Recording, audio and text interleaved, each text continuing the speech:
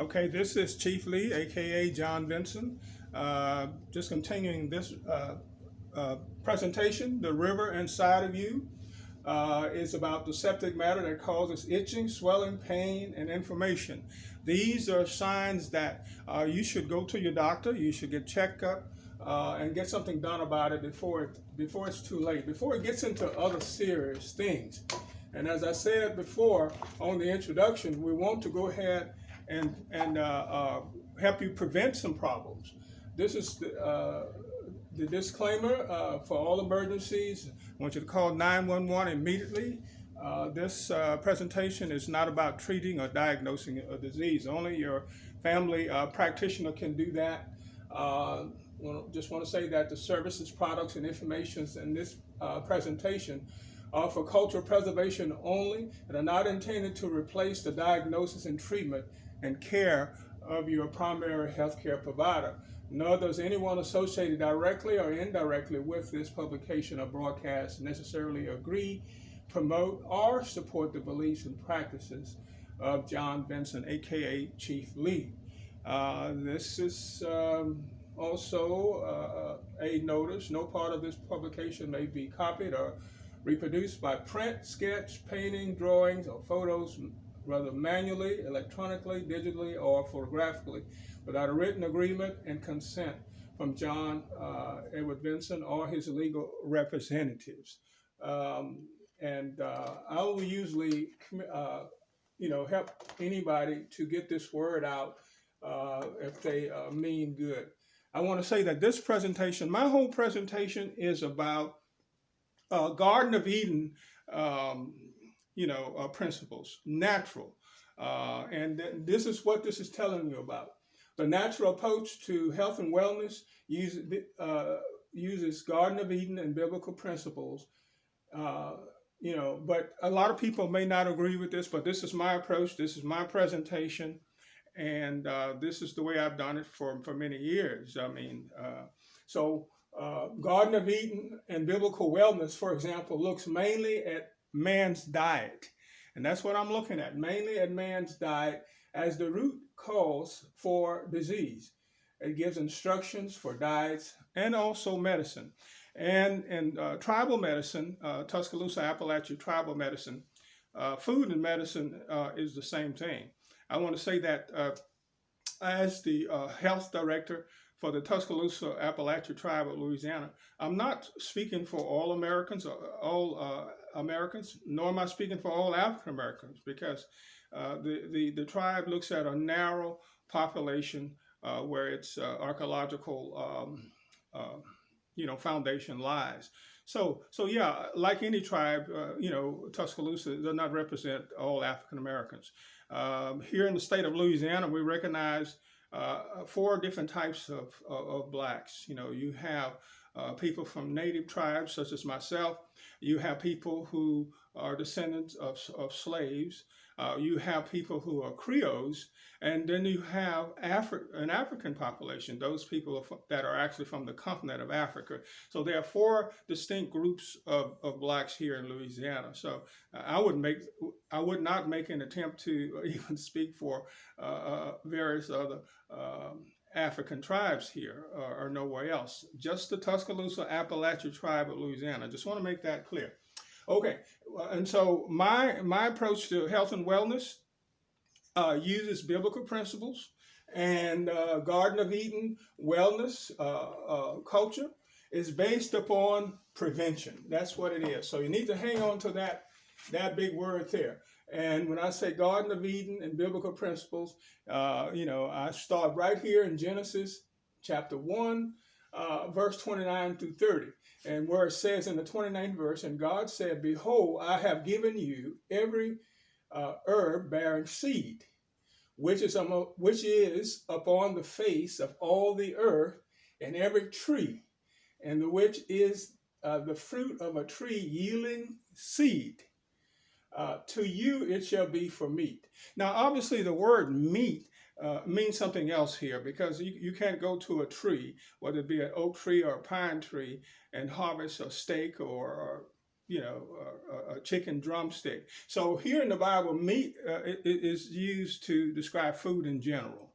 Okay, and in Ezekiel 47, chapter 12th verse, it says, "And by the river upon the bank thereof, on this side and on that side, shall grow all trees for meat, whose leaves shall not fade, neither shall the fruit thereof be consumed. It shall bring forth new fruit according to his month, because their waters they issue out of the sanctuary. And the fruit thereof shall be for meat, and the leaf thereof for medicine." So that is the foundation of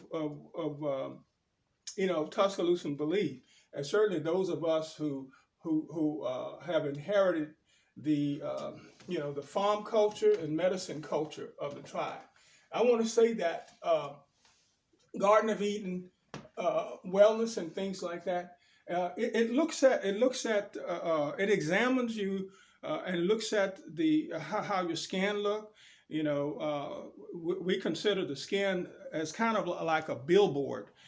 It tells you a lot about what's going on inside of a person. When I was small, I don't know, fourth grade, fifth grade, or first grade, the elders and my parents, they would always call us sometimes, and if they see something strange about our skin or some kind of lump or bump, they'll say, "Come here and sit on my knee and let me just check you out." So they would sit on the knee, they'd spin us around just like a top and check us out. And, and if that was a wall sting or something like that, they would ask us about it. But if it was something else, then they would give us some kind of remedy or some kind of herb for it. So, and here in the case of Daniel, that's the same thing. Daniel chapter 1, verse 15, it tells you that they went through some kind of billboard examination too.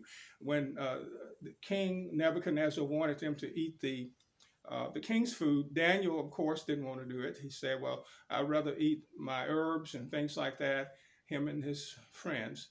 And they made an agreement, say, "Well, look, after a while, after about 10 days, if we don't look as good as the people who are eating the king meat, then we'll eat the king's meat. But right now, we'll just eat the herbs." But in the 15th verse, it said that at the end of 10 days, that's verse 15, at the end of 10 days, their countenances appeared fairer and fatter in flesh than all the children which did eat the portion of the king's meat. That's Daniel 1 and 8. So you can see that Daniel, when people talk about the Daniel diet, they're talking basically about a Garden of Eden diet as well. But this presentation is going to use more than just, biblical principles. We're going to use, just like I've done in the class, I was doing a community class at LSU before COVID-19 hit. And we use scientific data too. I mix them up because if students want to research things, we want them to go to their computer or cell phone and just dial it up and get more information. That's what it's all about. Nobody forces anybody to take anything, not even here in the tribe. But we always harvest sometimes some herbs every year because it's part of our culture, and we don't want that part of our culture to die. Okay, but the CDC and the National Institute of Health reports that over 80% of Americans are overweight. That means that we are the most obese nation in the industrialized world. Now that means something. These are stats that are that are reported on by scientists. And again, the CDC and the National Diabetes Institute reported in 2017 that over 193,000 Americans under age 20 have been diagnosed with diabetes. Now that says something as well. So this gives you an idea that through this report, I'm going to use some science too, because we have to use the science because the scientists know what they're talking about. I'm not a scientist. I'm a Native American wellness person, but I have to look to scientists as well. But I'm going to tell you this, there are a lot of people always telling me, look, my joints are aching, my knee joints are aching, my hip joints are aching. And so I put together these little sketches here to kind of like do this broadcast. Some people say I'm itching in the back, and I've got lower back pain. They have all these symptoms and signs that are going on. And that's why I'm doing this broadcast to inspire people. Say, look, you got all these symptoms and signs going on. You need to get You need to get an examination. Your family healthcare provider is going to know more about your case than I would or anybody else because they've been working with you for a number of years. Okay, but the scientists say that many times your capillary leaks, that is your tiny blood vessels, they will dilate and they will leak a lot of inflamed blood particles into your skin and muscle tissue. And that's what causes a lot of people to itch these days, especially between the shoulder blades. Now, it doesn't mean that this is the only reason people itch. A person could have been bitten by a spider or could have been playing catch ball or in the yard and rode on some bacteria or whatever. There are many reasons, and that's why we want people to go for their exam. Okay, and the next thing I see a lot of times these days are these sock rings. When people pull down their socks, they have these sock rings where the top of the band of the sock have created a compression, so to speak, and they are wondering what in the world's going on. Well, they call that peripheral edema. Edema is fluid. Old elders call it dropsy, but your doctor call it peripheral edema, and it's the same thing. But your fluid drops down to the lower extremities, especially when you climb out of bed, and then you have it affects your muscle and skin tissue. Same thing here. When you see here in this picture right here, where you have what we call sandpaper heels, this hardening of the bottom of the feet, especially the heels. Sometimes there will be toe fungus as well, where the toenail will actually turn yellow.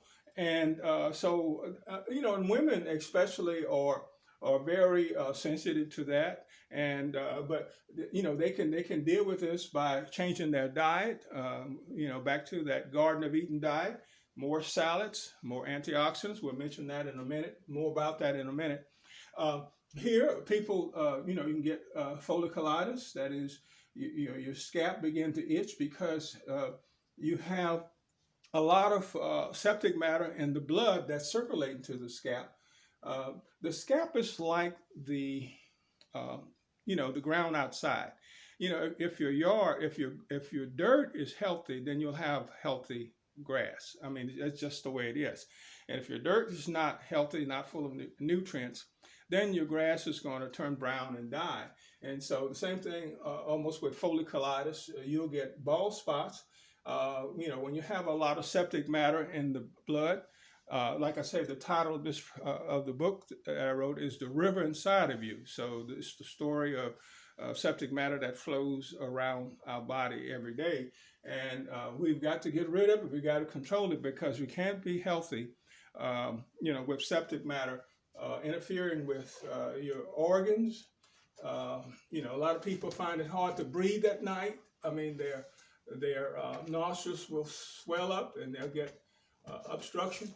And that is the same thing. A lot of mucus, in their nose and so on. Now, let me just run through the digestive process very briefly. Digestion is defined as several steps to it. I've listed 6 here. Digestion include ingestion, that is, you put the food in your mouth, secretion, mixing, movement, and of course the digestion itself. The digestive phase have 2 phases. You have the anabolic phase and the catabolic phase. And we'll talk about that in a second, but briefly, your anabolic phase is where you take in the food and chop it down. And then your catabolic phase is where you use the nutrients from the food to supply the energy you need to work and play. we're going to look at glucose. When I say glucose, that's the big word in this presentation, because glucose is good. We need a certain amount for the energy to work and play, but too much glucose can cause can cause a lot of problems, heart problems, kidney problems, etc. Especially when it's the cholesterol is too much LDL. Okay, low density lipid proteins. Now we're going to talk about that in a minute. But the food goes down the mouth. The teeth kind of chops the food, and you have saliva glands. On both sides of the mouth, so at the roof of the mouth, they secrete saliva, and we send the food down, a little bit further down the esophagus. The thyroid gland is very important here too, because we got a lot of people today that have thyroid problems, and thyroid problems. Scientists say they can't be reversed. They can be helped somewhat. It depends on how long you've had the the thyroid problem. That's why I suggest you check with your doctor. But the thyroid problems, the thyroid can control emotions. It can interfere with your ability to work. It can cause you to have overactive hyperthyroidism. Can cause you to have overactive glands. And in these times of stress and worry, a lot of people are going through that. They're going through that emotional eating. They're going through the whole 9 yards.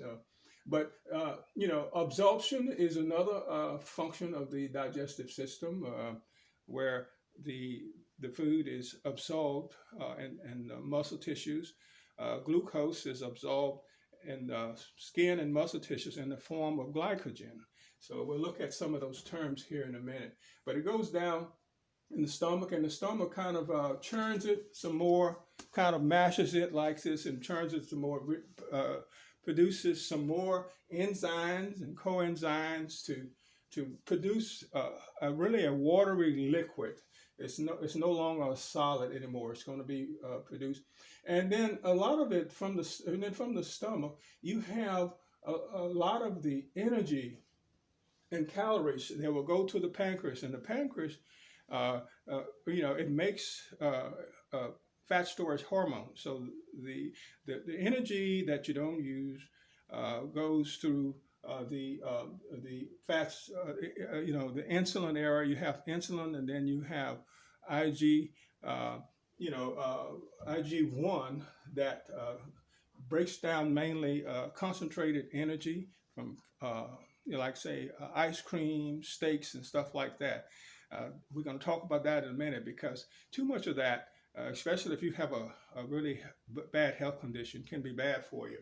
And your doctor will suggest some kind of diet for you that will help you along the way.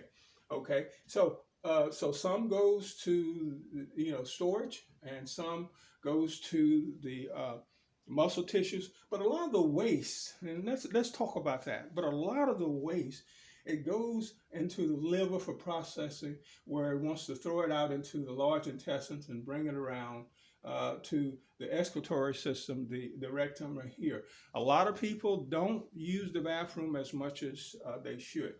Okay, now, but the rule of thumb is that if you eat 2 meals a day, you should have 2 bowel movements a day, typically speaking, and so that's something that you'll have to work on if you have a problem in that area.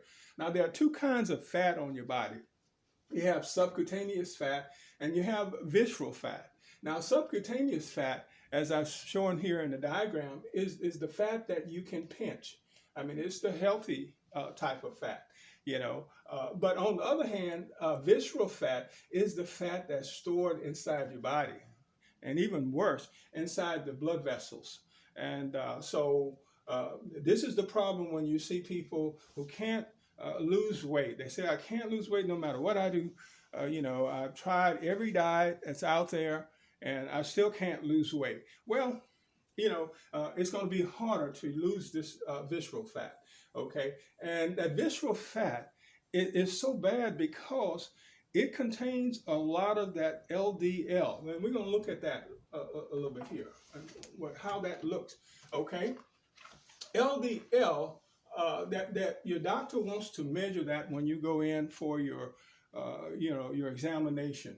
Okay, let's look at a couple of definitions here in a minute, and we're going to really try to give some more information on that. But let's define some things here. Um, Glycemic index. Okay, some definitions that I'm using here. Glycemic index is the glucose demographics. In other words, some populations eat different foods, so they have a heavier glycemic index than others. Okay, glycemic load is your glucose level. So when your doctor say that we got to reduce your glycemic load, that means you have to stop eating a lot of the rich food here or cut down on that so that your glucose count can go down. Glycogen, as I said before, is nothing but glucose stored in the liver and muscle tissue. We need a certain amount of glucose to work and play, as I said before.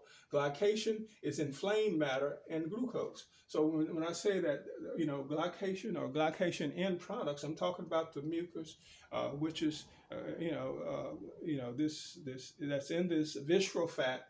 It can be urine. It can be particles of feces that's floating around in this septic matter. Okay, hemoglobin is the red blood ratings, and your A1C, your doctor's always trying to get that hemoglobin into check. We'll mention that in a minute. But as I said before, cholesterol is your caloric rating of glucose. There are two kinds of cholesterol. There's HDL, which is high density lipid protein, and then there's LDL, low density lipid protein. So your protein is in the form here, in the form of cholesterol, that it can be used by the body. And so that's what we're trying to get you to understand, is that what you eat is very important, because once you eat it, then it's going to be hard to really do anything about it once it's in the body. Now, there was a study, which I'm showing right here, by the American Journal of Clinical Nutrition, that it said, it's a study that published in the American Journal of Clinical Nutrition, in other words, concluded that glycemic index and glycemic load had an overall direct association with colorectal and endometrial cancers. So these are some studies. I said I would use some studies in this presentation, and so I am. We said that the two forms of cholesterol, HDL, LDL. Now imagine here if these particles right here are HDL. Okay, you can see they're further apart, kind of like this sponge here. This sponge, if I don't squeeze it, it'll have a lot of air in it. And so that's a good way that I can explain HDL. The particles have more air in it, more oxygen and nutrients. And so HDL, is healthier than LDL. So in this diagram here, if I squeeze this sponge, it forces out the oxygen and the water and everything like that. And so you have less oxygen and water and nutrients that's going to nurse your skin, your hair. And that's why skin and hair will become really affected by your diet. If you eat too much junk food and that type of thing, if you don't exercise, some people can eat almost anything. It depends on your exercise level. Okay, you have to discuss that with your doctor as well. But just give some example what I just demonstrated here. In the top diagram right here, I'm showing a sample of HDL skin. You see at the top of the skin is smooth. Okay, and we say that skin is kind of a useful type of skin. That person is young, looks young, because there's no wrinkles. Okay, and then down below we're showing the same diagram where the skin is kind of wrinkled, have wrinkles in it, and things like that, because that's your LDL skin. LDL skin it's not nourished the same, and so this type of this type of skin doesn't have the oxygen molecules in the blood. See, the condition of the blood tells everything. You know, your blood circulates everywhere in the body, and you must have the proper amount of antioxidants in the blood. And that's why if your primary care provider is talking to you about your A1C, that's what he or she is trying to tell you. You got to get better eating habits. Because you want to get more oxygen into your skin and muscle tissues.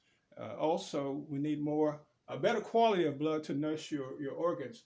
Now, let's look at some words associated with health destroying foods, with foods that destroy health. We often hear people talking about, well, you need to cut down on your fast foods. Okay, that's one word identified with foods that can destroy a person's health. Saturated food, too much of that can be bad. Junk food, too much of that can be bad.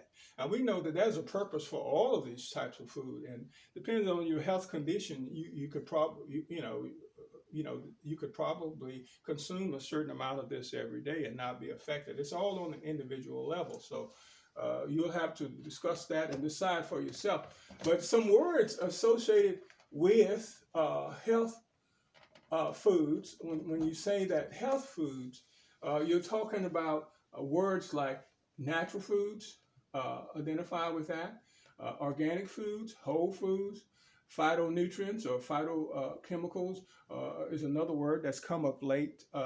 That's used by dietitians and things like that. But all these words kind of insinuate health foods. Let's look at some definitions here really quick. Nutrition. Okay, and I've got some sources down below where I found these definitions. But nutrition is about eating a healthy and balanced diet. Okay, amino acids. Amino acids are the building blocks of protein. The body produces many amino acids, and others come from the food we eat. And that's why we're always talking about eating raw vegetables, because your body extracts amino acids from vegetables, fruits, nuts, and seeds, and it converts them into protein. Now, in the process of converting them into protein, it does a lot of repair, does a lot of healing, and things like that. So, and this is why eating a garden of eating vegetables, is so important to our overall health conditions, because you can take protein. I mean, you can buy protein in the store, but if you eat it and get it from your vegetables, it's going to give you more benefit. Okay. It's not to say that you shouldn't take vitamins. I would say check with your primary health care provider before you do. They'll tell you what kind of vitamins you may be low in, and which vitamins you may not be low in. Okay. Continuing our definition chart, carbohydrates. Carbohydrates, they are one of the main types of nutrients. There are three main types of nutrients: carbohydrates, fats, and protein. And we get all of this from the food we eat. Okay, whether they be vegetables, meats, or whatever. Most people in the tribe, we're not vegetarians. We eat a variety of meats. We hunt and fish and things like that. So we have cultural foods as well. Cholesterol. Cholesterol is that waxy fat-like substance found in every cell in the body. Cholesterol helps to make hormones, vitamin D, and helps digest food. Too much can cause heart disease. And like I said before, your primary care is going to talk to you about this. Take that conversation serious and take their suggestions and use them, because it can help you prevent a lot of things. There are two types of cholesterol, as we said before. That's HDL, high density lipid proteins, and then there's LDL. Your doctor simply uses words that you can remember. For HDL, they'll tell you that's good cholesterol. And for LDL, they say that's bad cholesterol. So people can easily remember that than try to remember these scientific terms. And the only reason I'm mentioning these scientific terms is so that you'll be familiar with it when your doctor does a conversation with you. Okay? Enzymes, an enzyme, these are substances that speed up digestion and other chemical reaction in the body. Okay, moving on, more definition. We'll be through with this definition thing, but we have to get on the same page. Now, gluten is another word that you're going to hear from your primary care. They're going to say, especially if you're up in age, gluten is hard to digest. Okay, gluten is a protein found in wheat, rye, and barley. There are some people that are taking off gluten, and then their health began to improve just by taking them off gluten. I remember when we was a kid. Now gluten, there's a lot of gluten in, like say, the sandwich bread, especially the crust. We call the crust of the outside. I remember when I was small, a lot of the elders whose digestive system was sensitive to um, to gluten, they would peel away the crust and they would give that to us, and they would eat the inner part, which is the white part. So they were sensitive to that too. Glycemic load, as we said before, is the amount of sugar in the blood. Naturally speaking, if your glycemic load is high, you got to reduce that. I mean, that's why it's called load. That is your introduction to any disease under the sun. The higher glycemic load. Some of you already have a glucose meter. You can ask your physician about that, but most of these instruments can be picked up at your local drugstore, and you can measure your own in your spare time. Metabolism is the process your body uses to get and make energy from the food you eat. That's metabolism. Okay. Monounsaturated fats. Monounsaturated. This is the fat that is found in natural food. So naturally, you want more of that. Some examples are avocado, olives, nuts, and seeds. Studies show that foods containing monounsaturated fats could help lower cholesterol and reduce the risk of heart disease. Okay, polyunsaturated fats are liquid at room temperature. Some examples are omega-3, 6, and 9. Products like corn oil, safflower oil rather, and soybean oil are some examples. Okay, so these are some words you might hear also with your doctor's visit. Another word that might come up might be saturated fats. Okay, saturated fats are solid at room temperature. They are mainly found in meats and dairy products, cheese, cream, palm oil, lard, and meats are some examples of saturated fats here. Okay, trans fats, that's another word you're going to may hear from your dietitian or whatever. Trans fats are made when liquid oils are changed into solid fats. Okay, that's why they're called trans fats. So your liquid oils are changed into solid fats. Some examples are shortening and margarine. Some trans fats are found in crackers, cookies, and snack foods. Okay, and they put trans fats, of course, in these products because they last longer. They don't really spoil. Triglycerides are fats found in the bloodstream. Okay, high levels of triglycerides could raise one's risk of coronary artery disease. Studies show, especially this is true, especially in women. So that's a note put out by the National Heart, Lung, and Blood Institute. So you've got to talk to your primary care about this, and that's why this presentation is encouraging you by making you familiar with what the world of wellness is about, and people that you're going to have to deal with if you want to stay well.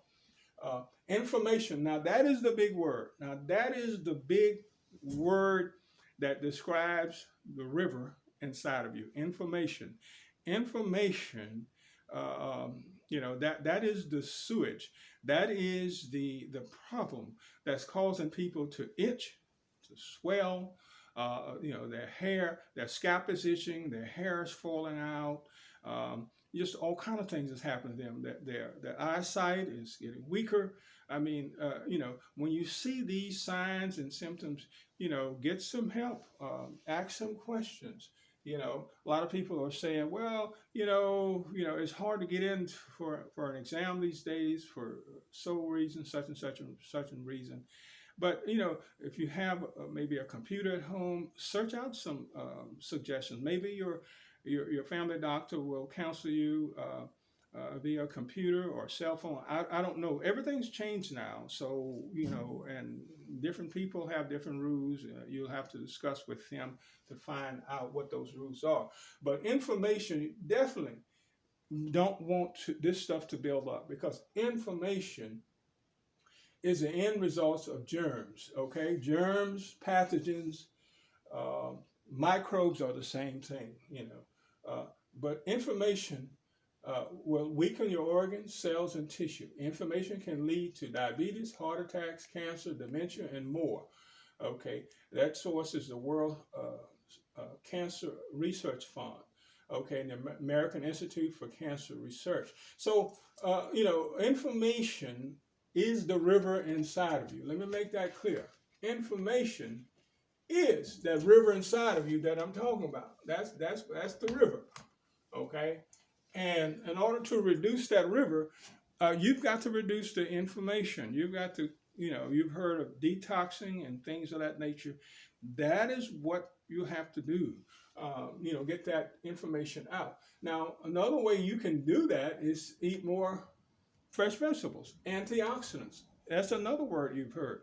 Now, antioxidants are substances that can prevent or slow down the damage to cells that are caused by inflammation. Okay, antioxidants, some natural sources antioxidants are dairy products such as eggs and liver. Okay, but there are many vitamins. There's some fruits and vegetables too that are sources of vitamin A. That's an antioxidant. We'll talk about those fruits and vegetables here in a minute. Now, vitamin C is another antioxidant. Okay, most fruits and vegetables, especially berries, oranges, and bell pepper, are rich in vitamin C. Vitamin E is another antioxidant. Okay, vitamin E sources are nuts and seeds, sunflower, and other vegetable oils.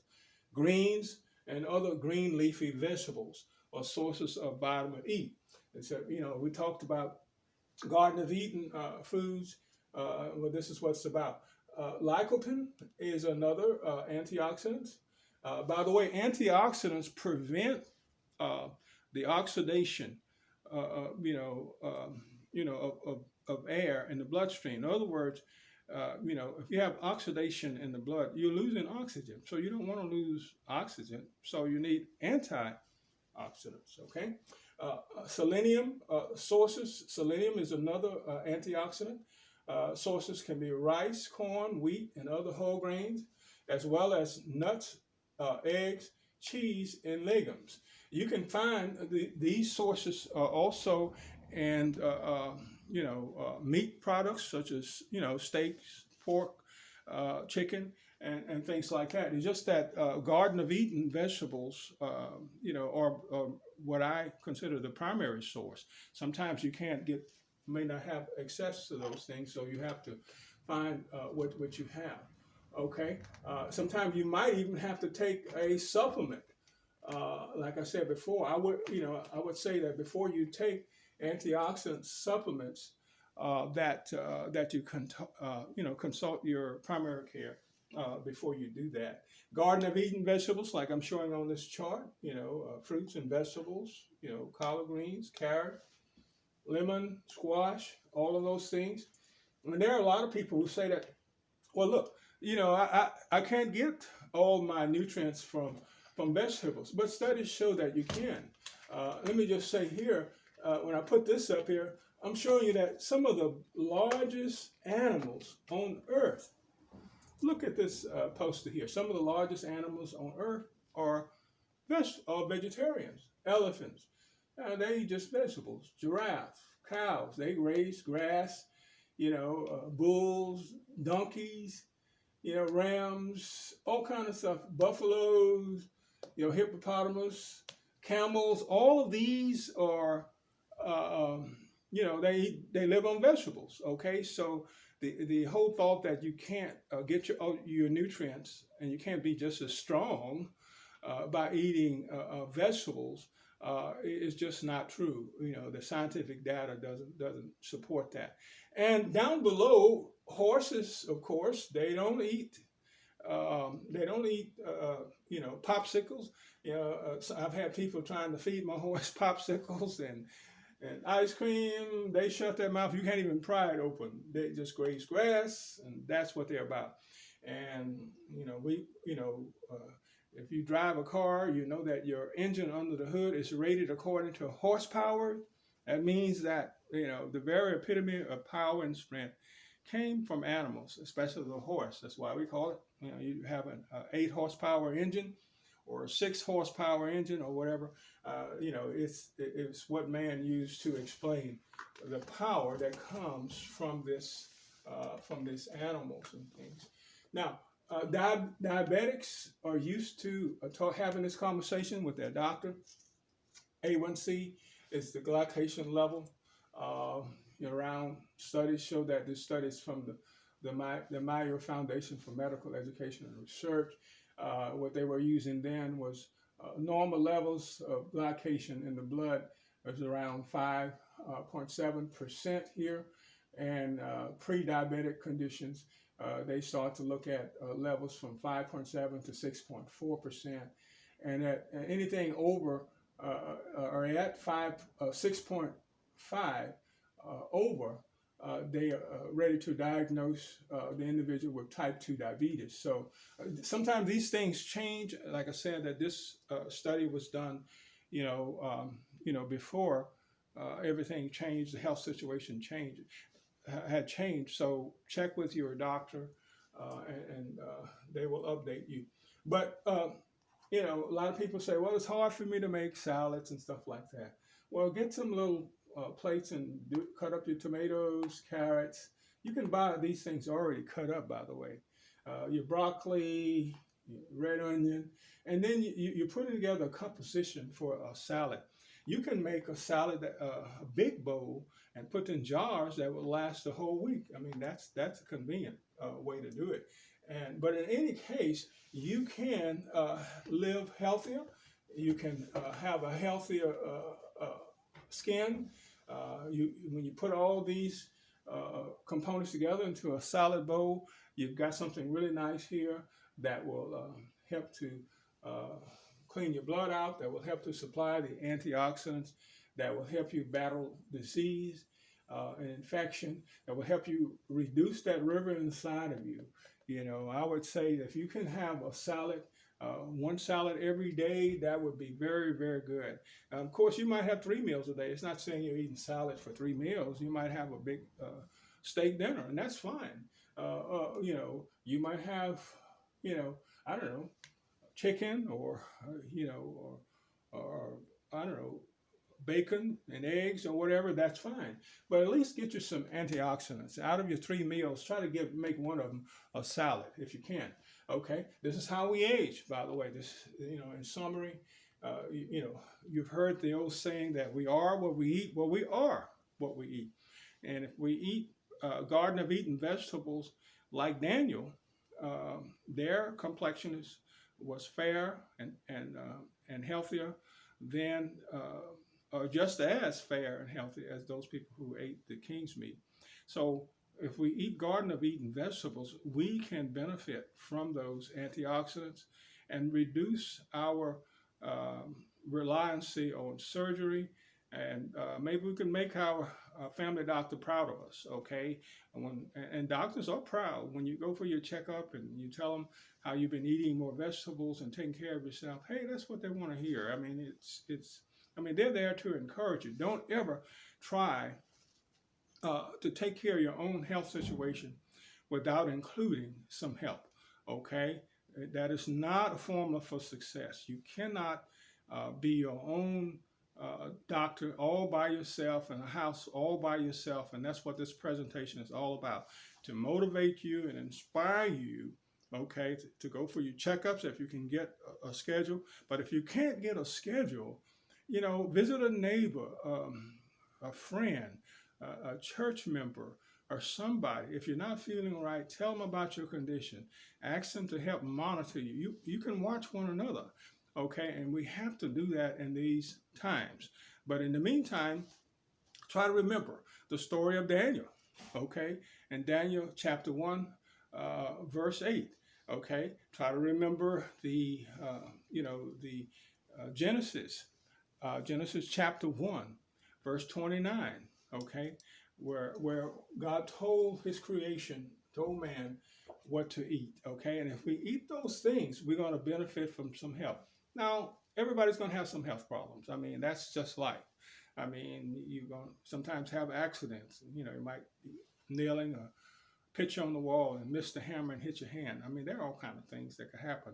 But we hope that you can take this information, learn from it, share it, and let's just hope that you can, have a healthier life, and help.